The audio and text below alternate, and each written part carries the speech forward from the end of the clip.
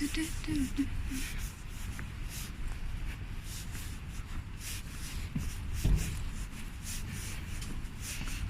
که اون شد.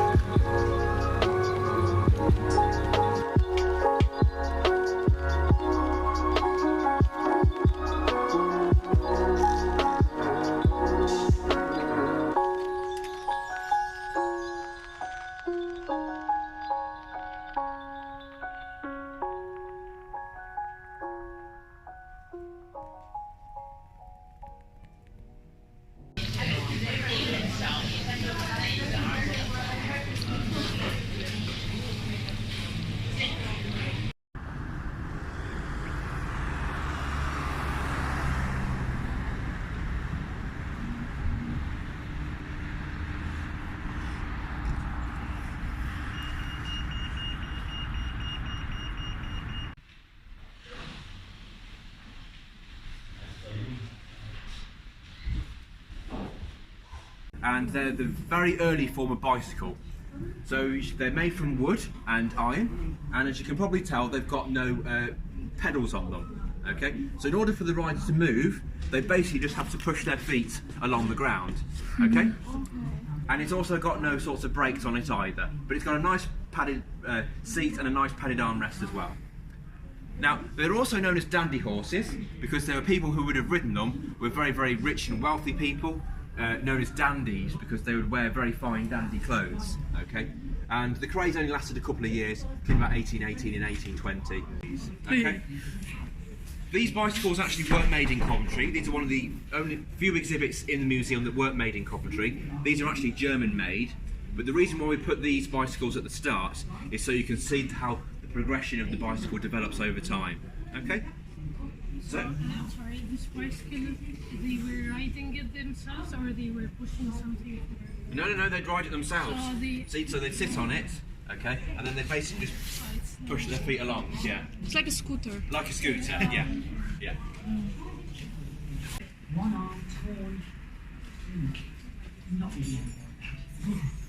Okay, so do gather round, all the way round, because I'm talking about this one, so I want to make sure everybody can see. A place called the Coventry Sewing Machine Company.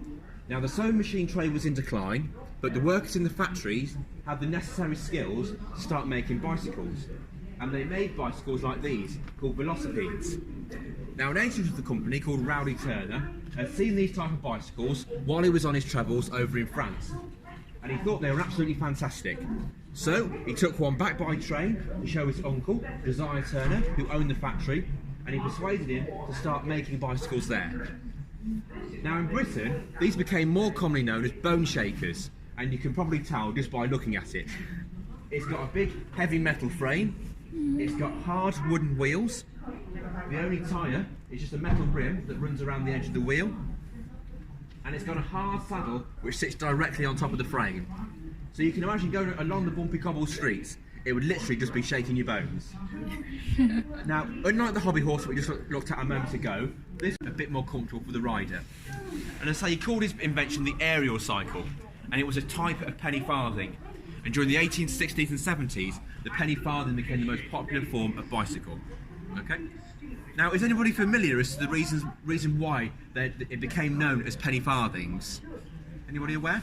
Well, in old money, the penny used to be quite a large coin, okay, hence the large wheel. And then you had a farthing, which was quite a small coin, hence the small wheel. So it's known as a penny for the large wheel and a farthing for the small wheel. So that's why it became known as a penny farthing. They were also, though, known as ordinary bicycles as well, or high wheelers. Okay, ordinary bicycles. And you can see how there's plenty of room here at the front now for the ladies' dress or skirts. Okay. So the steering is on the handle that side, so you twist and turn it to steer, and then you've got another handle to hold on to there. Now, the Queen at the time was Queen Victoria. She purchased a quadricycle, so similar to this one, but 4 wheels. And that gave cycling a little bit of an air of respectability. And it's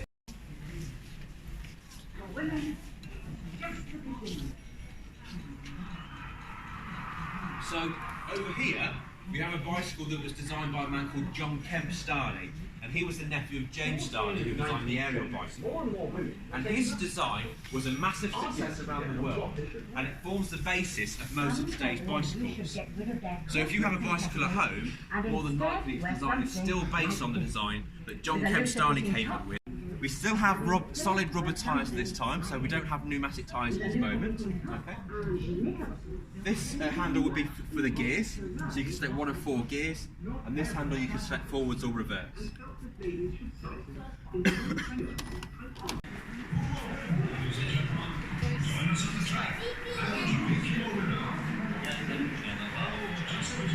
All these companies, all these manufacturers are making cars in Coventry at this time. And as you can probably tell by looking at most of the cars that are surrounding us now, they did tend to be very, very large and luxurious cars that only the very wealthy can afford. However, some manufacturers are now starting to make smaller cars, known as light cars, that more people can afford. And so Rover made a car like this. This is called a Rover Tourer, and it's from 1906. And this is an example of one of those smaller light cars. And this car would have cost at the time £120, which in today's money is around £13,000. So it really, although it was cheaper than say the standard we just looked at a moment ago, or the Sydney DC behind you, it was cheaper. It was still out of the price ranges of most people. I'm not sure you get a car with a slogan like this today. They said it was the most reliable car in the world, a lady could drive it.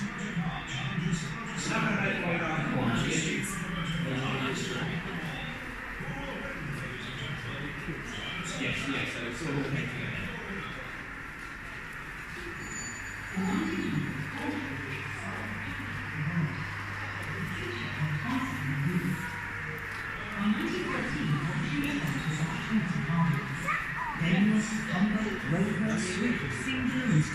$20 million fuses and 31 million detonators. And workers at Coventry Ordnance Works made nearly 400,000 cartridge cases. So they weren't just cars and tanks and that sort of thing, but they made all sorts of little things as well. So workers at Standard made 1,600 aircraft, and workers at Bruce Whitworth made 20,000 mess tins. Other car companies, like Standard, like we have here, were replicating that idea and were setting up their own versions of the production line. Okay? So you can see from the video here the sort of production line it was. So it isn't perhaps the sort of production line that you'd recognise from cars today. So you'd have someone working on the engine, someone working on the chassis, someone working on the frame as well. Okay? And there wasn't any sort of health and safety features as well. So you can see that none of them were wearing gloves or anything like that. So if you were to lose a finger, that would just be tough luck. You're lucky to be in a job, you just have to get on and carry on with it. And as I said a moment ago, they were also trying to find ways of making cars cheaper and more affordable as well. And so they were experimenting with the materials that they were making the cars from. So this Standard Fulham, this is just a replica here, but you can see that it's made from wooden frame, which originally would have been an ash wood frame. And onto the body, they put fabric onto it. So if we move on over here,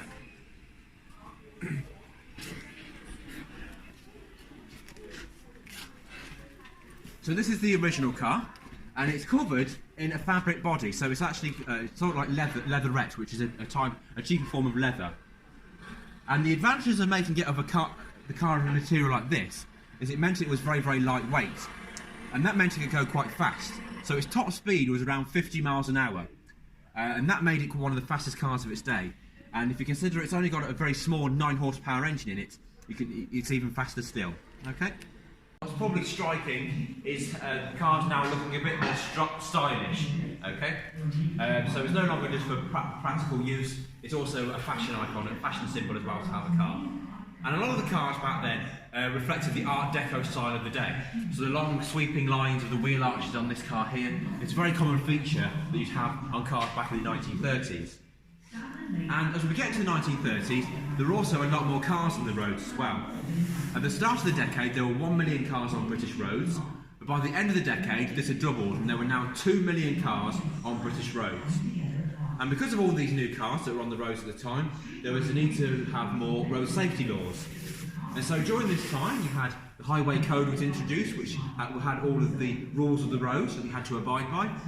Driving tests were made compulsory, and there was also a 30-mile-an-hour speed limit introduced as well. The next car I'm going to talk about is this one here.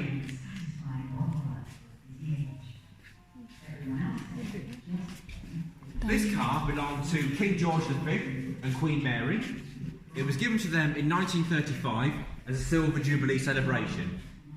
We know it more commonly though as just Queen Mary's Daimler, because the King died a year later and the Queen used it up until her death in 1953. Now after it went out, it's got electric lights, it's got electric windows on it as well, it's got a screen that separates the driver from the passengers, and this car's also known as a landaulette because basically it means that the back portion of the roof can be pulled down. Okay, that would make the Queen more visible so she could wave to people as she went by.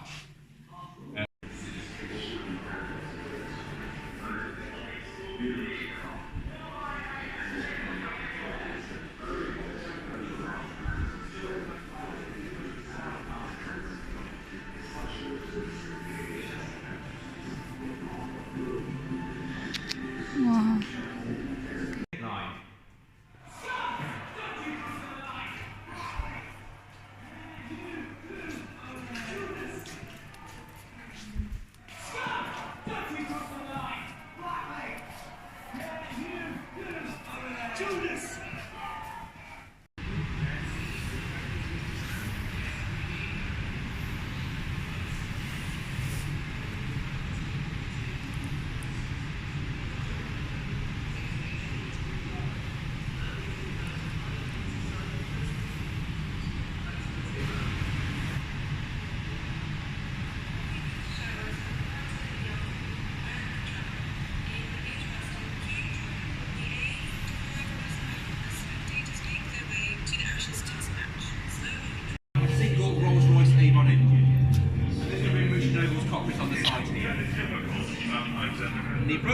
in 1983 in a place called the Black Rock Desert, which is in Nevada, in the United States. Wheel, and the first parachute comes out to slow it down, and if he needs to, he's got another parachute on the left as well. And then he's also got his foot brake, which you can put on to engage the wheel brake. So after 1983, and from those tests, they determined that Thrust SSC would indeed stay on the ground. Now, if we move away along the side, you just get an idea of just how long this vehicle is.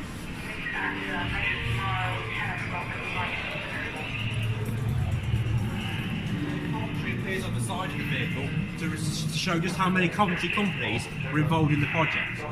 Now, Thrust SSC wasn't built in Coventry, but there were a lot of its internal components, the nuts and the bolts and the braking systems and that sort of thing, that was made in Coventry. Okay, so Coventry was integral to the building of Thrust SSC. Heat and the flames just coming out of the back of the engines.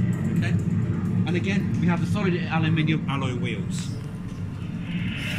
Now,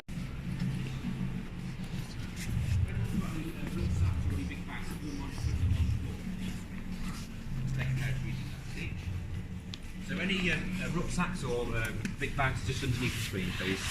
Right, has everyone got their seatbelts on?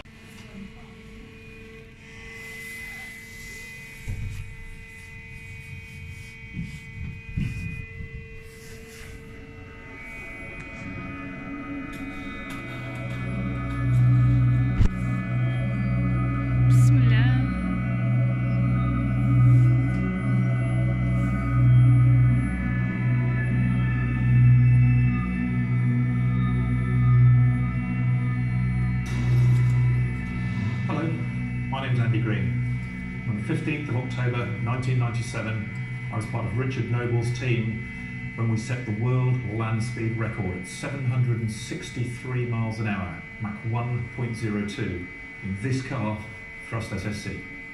Driving a world land speed record car faster than the speed of sound for the first time in history might sound like a crazy thing to do, but this was a very, very carefully thought out project. These two Spey engines make Thrust SSC the most powerful land speed record car in history. And you can see from the paintwork the shattering heat and noise generated by these engines. The titanium panels that protect the back of the car had to be replaced on several occasions simply because they were taking so much damage. And the wheels have no tyres because the wheels are rotating 8,500 times a minute and pulling 35,000 times the force of gravity at the wheel rim.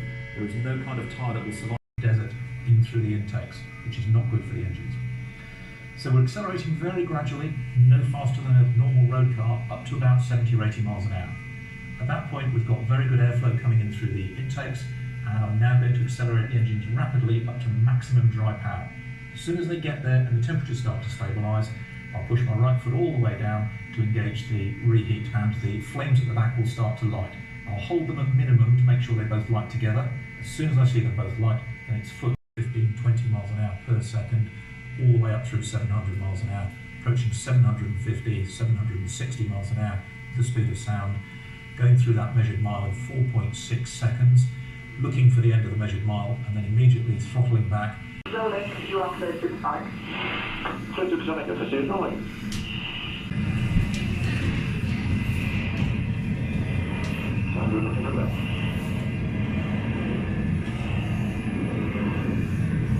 Keep it there.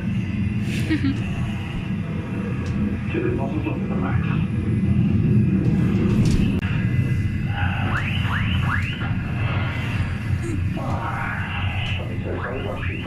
Running down through 260.